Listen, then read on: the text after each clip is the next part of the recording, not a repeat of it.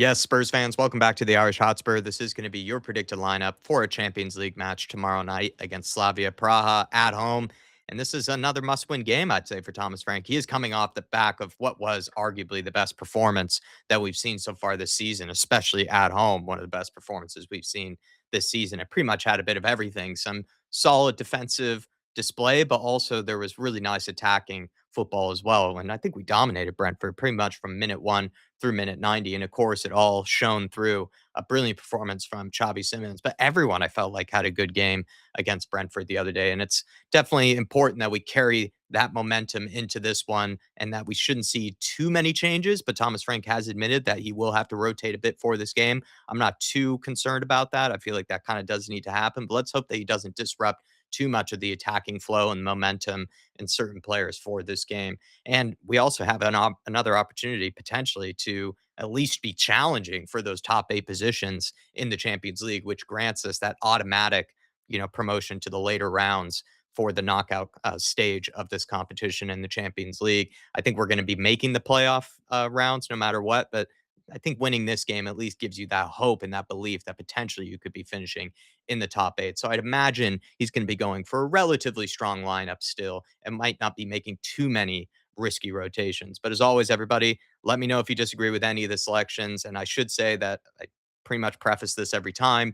I'm going with what I think Thomas Frank is thinking and is going to be considering for these games, not as much what I would be doing personally, right? So please, everybody, do always consider that. It's not necessarily what I would prefer he go with. It's what I think he is going to be considering for these games in terms of team selection. But without further ado, let's get this going. Do smash the like button for me, please, as well, if I have not mentioned that. This is a risky one. Maybe I'm getting a bit ahead of myself, in terms of saying that I don't think he's going to make too many risky rotations, but I wonder if he is going to go with Kinski for this game just because he's coming up against his former club in Slavia Praha. And it's just one of those things. Sometimes you see managers do that, give a player an opportunity to go against their former club. But also with all the games coming up in the Premier League and with Kinsey, you would imagine being preferred or at least, held back for the cup competitions. That's often how it is for backup goalkeepers, is that they're given their opportunities in the cup competitions. I don't see many chances for Kinski for the rest of this month, and he hasn't been playing that often anyway. So this feels like one of the only chances he'll be given really for the rest of 2025. And the next games where you could potentially see him might be against Aston Villa in the FA Cup and against Borussia Dortmund in the Champions League, but those are both really important games and tough games. So I wonder if he might just keep rolling Vicario for those type of games. And this feels like one of the only opportunities then that Kinski could be given a shot. He has had rumors in the past, Anton Kinski, that he's not been performing too well in training. He hasn't been impressing coaches that much. So if he does go with Vicario again for this game, that could suggest that maybe there's some truth behind those rumors. But with the Czech media asking Thomas Frank, he said he was very happy about the player. So I'm kind of all over the shop when it comes to this one. I think if Kinski is going to ever be seen in a Spurs shirt, you know, uh, this season, or sorry, for the rest of 2025, this is probably the game that will happen. So I don't know. Tough call on this one. I'm kind of back and forth on both of these, really. But we're going to move on and go over to fullback. I think Pedro will likely have to buckle down for this next month and pretty much just play through a high period of minutes with Destiny Udogie, of course, being injured. This forces then Jed Spence to probably be played at left back, right? And the only options at fullback, especially maybe left back, that could push Jed Spence over to the right side to give Pedro Porro that rest would be Ben Davis or Van de Ven. But I'm not too sure if he's going to play Van de Ven out of position for this game. There is a chance he might do that. And then Ben Davis, it seems like a game that might be too risky to just throw Ben Davis into, especially knowing, like I said, that this is a really good opportunity to carry off of the momentum of the last game. And also, this is, in a way, a must win game so that we can gather more confidence and also, again, give ourselves that fighting chance at least to finish inside the top eight. Let's move over to left back. I think I'm going to go for Jed Spence. I think with Destiny Udogie again being injured, coming off the back of, I think, also one of his best performances of the season in Jed Spence. I think he has to play this game no matter what, whether it's on the right or the left. It's pretty much a no-brainer. But I think what made his performance so special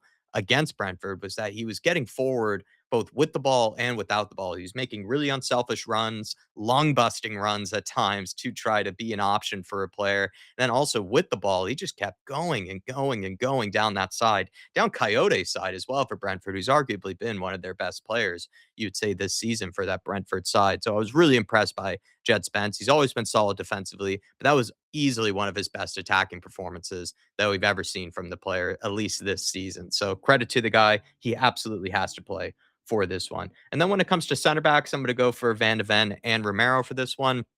I think in the case of Romero, he'll likely start because we need to be on the front foot in possession. We know he's our best passer of the ball out from the back. And also, I feel like if we are going to be on the front foot, if we're going to have a lot of possession, it'd be smart to have one of your better passers of the ball. He's also risking apparently a suspension in the Premier League due to too many yellow cards that have been accumulated. So I wonder if we'll see Kevin Danzo, maybe some other center backs, be given a run of games in the Premier League. And you might as well then sort of save Romero for these important Champions League games. But I wouldn't be surprised to see Kevin Danzo given a chance in this game. However, I feel like he wouldn't start against a Nottingham Forest, so there's a slight chance that maybe Kevin Danzo plays in this game instead of a Van de Ven or Romero. But for some reason, I think he's just going to continue with his best back two at the minute. And again, for Van de Ven, similar logic.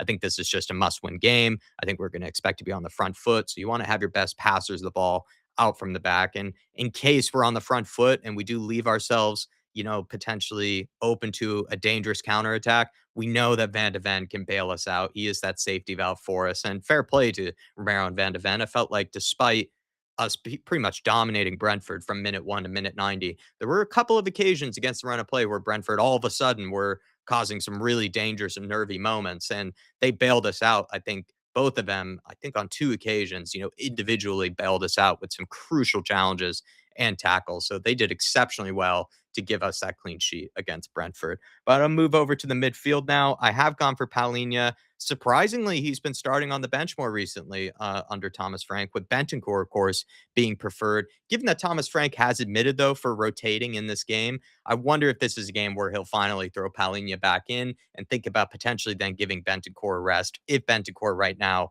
is his preferred midfielder. I could also, though, see him giving Bentancur another chance in this game and then saving Paulinho for the Nottingham Forest game, knowing that Forest are a far more aggressive side, very physical side. And then we're also going to be playing away from home where you can probably be allowed to be a bit more conservative and go for your more defensive minded players. It would make sense to actually keep Paulinho for that Forest game and then maybe go with a more progressive midfielder in Rodrigo Bentancur for this one. So I'm a little torn on this.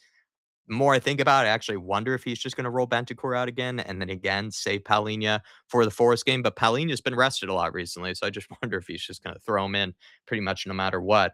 Let's go over to arguably one of the toughest calls I've had to make for this starting lineup or this predicted lineup.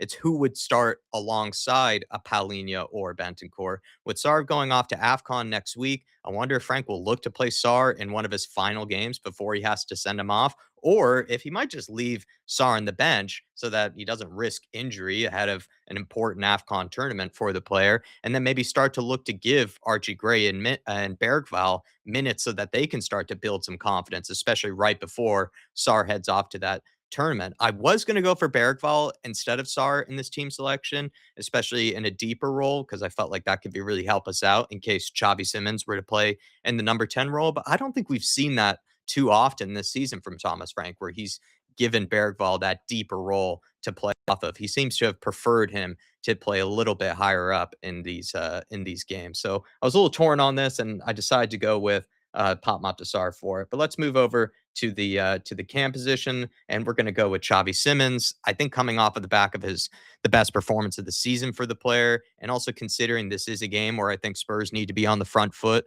attacking wise and at home, I'd be shocked to see Xavi Simons put on the bench. I think that would probably hurt Thomas Frank a little bit because they want to see this guy given a run of games, the fans. They want to see him start to build some confidence and start to build that familiarity with playing with these sets of teammates and being able to take on that number 10 role through the middle. But I wouldn't be surprised if he were to start this game and then him being pulled off early, if not one of the first players to be pulled off, because you would imagine he's also thinking about playing Xavi Simons for the Forest game. Xavi Simons, though, I feel like has shown that he can work hard off the ball. He's shown that he can get stuck in. He's a willing presser. He's not someone that's a liability, I feel like, defensively. So this is another reason I feel like to start him in this game, because he's not in any way, I think, a risk for your team defensively. And we know that in a game like this, a game at home where we want to be on the front foot, we want to be the attacking side, he's someone that's going to offer that creativity, offer that free flowing football. Feels like a no brainer to start Xavi Simons. And I think it would cause some controversy if he didn't start him for this game, Thomas Frank. But let's go over to the winger positions. I've gone for Odebear. Even though I chose Odebear for the last predicted lineup, I did mention that I wouldn't be surprised if he starts Colomwani and Richarlison together again, because he seems to have liked that combination of the two. I just wonder, though, if Odebear is still a good option for this game, knowing that he can be direct, he can cause maybe lower level fullbacks problems in this case, fullbacks coming from the Czech league, because he has that agility, that trickiness, that burst of pace that I feel like fullbacks in the Czech league probably don't come up against as often in the case of someone like Odebear. And as I've said before, Thomas Frank surprisingly has shown Odebear a lot more praise than I would have expected him to this season. So it makes me feel like this is a guy that he is willing to give minutes to. It's just recently he's gotten a lot more out of playing Colomwani and Richarlison together. I just feel like, again, he's alluded to making changes. He's alluded to making rotation ahead of this game. Odebear feels like one of those that he would likely do, with Johnson as well being injured for this one, or at least, being kind of a bit of a day to day or iffy option because he didn't even train ahead of this game.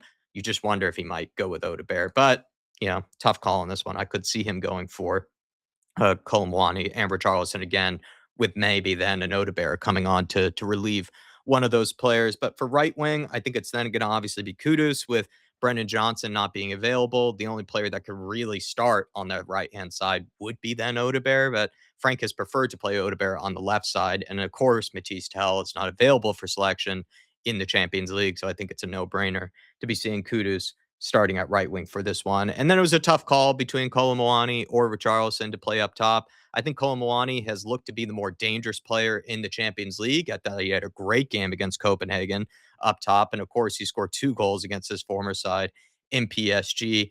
I could see logic in both, though. I think Richarlison has been, in majority of the games, the goal scorer, but I think Colomwani has been the more positive, exciting player to watch in these games. So I could see the logic in either player playing in this one. But I think if Colomwani's the guy that's really been lighting it up for us recently in these Champions League matches, I wonder if you kind of just continue to roll him out in this competition. At least I wonder if that's what's going through Thomas Frank's head. But everybody, I'm going to wrap it up there. Thank you guys so much for supporting this channel. Thank you guys so much for watching this video. Please, everybody, smash the like button on your way out. And of course, do let me know if you disagree with any of the selections that I've gone for.